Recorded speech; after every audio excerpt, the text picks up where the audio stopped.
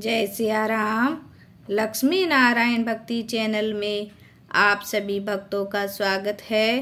आज हम श्री गीता जी के पहले अध्याय का महात्म्य श्रवण करेंगे।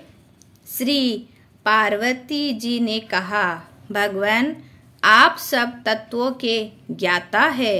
आपकी कृपा से मुझे श्री विष्णु संबंधी नाना प्रकार के धर्म सुनने को मिले जो समस्त लोक का उद्धार करने वाले हैं। देवेश, अब मैं गीता जी का महात्म्य सुनना चाहती हूँ, जिसका श्रवण करने से श्री हरि में भक्ति बढ़ती है। श्री महादेव जी बोले, जिनका श्री विग्रह अलसी के फूल की भांति श्याम वर्ण का है, पक्षीराज गरुड़ ही जिनके वाहन हैं, जो अपनी महिमा से कभी च्युत नहीं होते तथा शेषनाग की शैया पर शयन करते हैं, उन भगवान महाविष्णु की हम उपासना करते हैं। एक समय की बात है, मूर दैत्य के नाशक भगवान विष्णु शेषनाग के रमणीय आसन पर सुखपूर्वक विराजमान थे। उस समय समस्त लोकों को आनंद देने वाली भगवती लक्ष्मी ने आदर पूर्वक प्रश्न किया। श्री लक्ष्मी जी ने पूछा, भगवान आप संपूर्ण जगत का पालन करते हुए भी अपने ऐश्वर्य के प्रति उदासीन से होकर इस क्षीर सागर में नींद ले रहे हैं, इसका क्या कारण है? श्री भगवान बोले, सुमुखी मैं नींद नहीं लेता हूँ, अपितु तत्व का अनुसरण करने वाली अंतर्दृष्टि के द्वारा अपने ही माहेश्वर तेज का साक्षात्कार कर रहा हूँ। देवी, यह वही तेज है जिसका योगी पुरुष कुशाग्र बुद्धि के द्वारा अपने अंतःकरण में दर्शन करते हैं तथा जिसे मीमांसक विद्वान वेदों का सार तत्व निश्चित करते हैं। वह माहेश्वर तेज एक अजर प्रकाश स्वरूप आत्मरूप रोग शोक से रहित अखंड आनंद का पुंज निष्पंद निरीह है तथा देत रहित है। इस जगत का जीवन उसी के अधीन है, मैं उसी का अनुभव करता हूँ। देवेश्वरी, यही कारण है कि मैं तुम्हें नींद लेता सा प्रतीत हो रहा हूँ। श्री लक्ष्मी जी ने कहा, हे ऋषिकेश, आप ही योगी पुरुषों के ध्येय है। आपके अतिरिक्त भी कोई ध्यान करने योग्य तत्व है, यह जानकर मुझे बड़ा कौतूहल हो रहा है। इस चराचर जगत की सृष्टि और संहार करने वाले स्वयं आप ही है। आप सर्वसमर्थ है। इस प्रकार की स्थिति में होकर भी यदि आप उस परम तत्व से भिन्न है तो मुझे उसका बोध कराइए। श्री भगवान बोले, प्रिय, आत्मा का स्वरूप द्वैत और अद्वैत से पृथक, भाव और अभाव से मुक्त तथा आदि और अंत से रहित है। शुद्ध ज्ञान के प्रकाश से उपलब्ध होने वाला तथा परमानंद स्वरूप होने के कारण एकमात्र सुंदर है। वही मेरा ईश्वरीय रूप है। आत्मा का एक तत्व ही सबके द्वारा जानने योग्य है। गीता शास्त्र में इसी का प्रतिपादन हुआ है। अमित तेजस्वी भगवान विष्णु के ये वचन सुनकर लक्ष्मी देवी ने शंका उपस्थित करते हुए कहा, भगवान, यदि आपका स्वरूप स्वयं परमानंदमय और मन वाणी की पहुँच के बाहर है तो गीता कैसे उसका बोध कराती है? मेरे इस संदेह का आप निवारण कीजिए। श्री भगवान बोले, सुंदरी सुनो, मैं गीता में अपनी स्थिति का वर्णन करता हूँ। क्रमशः 5 अध्यायों को तुम 5 मुख जानो, 10 अध्यायों को 10 भुजाएं समझो तथा 1 अध्याय को उदर और 2 अध्यायों को दोनों चरण कमल जानो। इस प्रकार यह 18 अध्यायों की वांग्मय ईश्वरीय मूर्ति ही समझनी चाहिए। यह ज्ञान मात्र से ही महान पातकों का नाश करने वाली है। जो उत्तम बुद्धि वाला पुरुष गीता के 1 या आधे अध्याय का अथवा 1 आधे या चौथाई श्लोक का भी प्रतिदिन अभ्यास करता है, वह सुशर्मा के समान मुक्त हो जाता है। श्री लक्ष्मी जी ने पूछा, देव, सुशर्मा कौन था, किस जाति का था और किस कारण से उसकी मृत्यु हुई? श्री भगवान बोले, प्रिय, सुशर्मा बड़ी खोटी बुद्धि का मनुष्य था। पापियों का तो वह शिरोमणि ही था।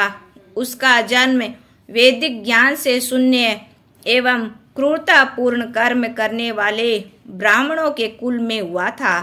वह न ध्यान करता था, न जप, न होम करता था, न अतिथियों का सत्कार। वह लंपट होने के कारण सदा विषयों के सेवन में ही आसक्त रहता था। हल जोतता और पत्ते बेचकर जीविका चलाता था। उसे मदिरा पीने का व्यसन तथा वह मांस भी खाया करता था। इसी प्रकार उसने अपने जीवन का दीर्घ काल व्यतीत कर दिया। एक दिन मूढ़ बुद्धि सुशर्मा पत्ते लाने के लिए किसी ऋषि की वाटिका में घूम रहा था। इसी बीच में काल रूपधारी काले सांप ने उसे डस लिया। सुशर्मा की मृत्यु हो गई। तदंतर वह अनेक नरकों में जा वहां की यातनाएं भोग कर मृत्यु लोक में लौट आया और वहां बोझ ढोने वाला बैल हुआ। उस समय किसी पंगु ने अपने जीवन को आराम से व्यतीत करने के लिए उसे खरीद लिया। बैल ने अपनी पीठ पर पंगु का भार ढोते हुए बड़े कष्ट से 7-8 वर्ष बिताए। एक दिन पंगु ने किसी ऊंचे स्थान पर बहुत देर तक बड़ी तेजी के साथ उस बैल को घुमाया। इससे वह थककर बड़े वेग से पृथ्वी पर गिरा और मूर्छित हो गया। उस समय वहां कौतूहलवश आकृष्ट हो बहुत से लोग एकत्रित हो गए।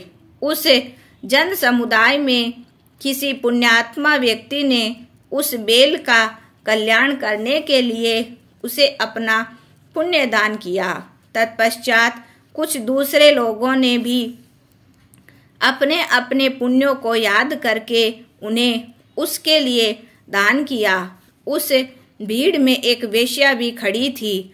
उसे अपने पुण्य का पता नहीं था, तो भी उसने लोगों की देखा देखी उस बैल के लिए कुछ त्याग किया। तदंतर यमराज के दूत उस मरे हुए प्राणी को पहले यमपुरी में ले गए। वहां यह विचार कर कि यह वेश्या के दिए हुए पुण्य से पुण्यवान हो गया है, उसे छोड़ दिया गया। फिर वह भूलोक में आकर उत्तम कुल और शील वाले ब्राह्मणों के घर में उत्पन्न हुआ। उस समय भी उसे अपने पूर्व जन्म की बातों का स्मरण बना रहा।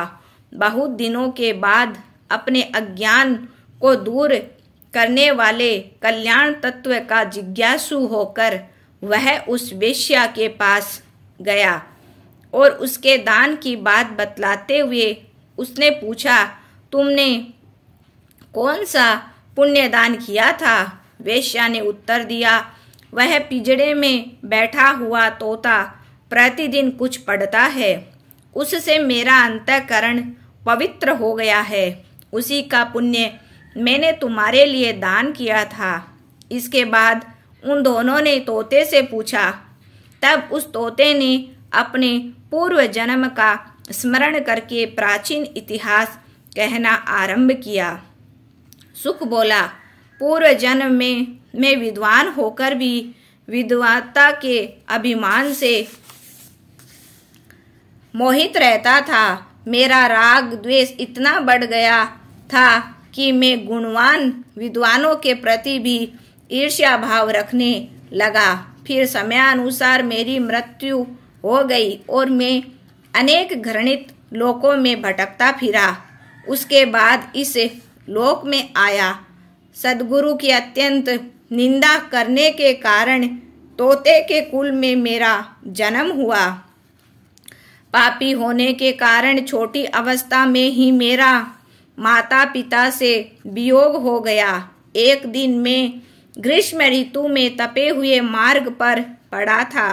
वहां से कुछ श्रेष्ठ मुनि मुझे उठा लाए और महात्माओं के आश्रय में आश्रम के भीतर एक पिंजरे में उन्होंने मुझे डाल दिया। फिर वही पढ़ाया गया। ऋषियों के बालक बड़े आदर के साथ गीता जी के प्रथम अध्याय की आवृत्ति करते थे। उन्हीं से सुनकर मैं बारंबार पाठ करने लगा। इसी बीच में एक चोरी करने वाले बहेलिये ने मुझे वहां से चुरा लिया। तत्पश्चात इस देवी ने मुझे खरीद लिया। यही मेरा वृत्तांत है जिसे मैंने आप लोगों से बता दिया।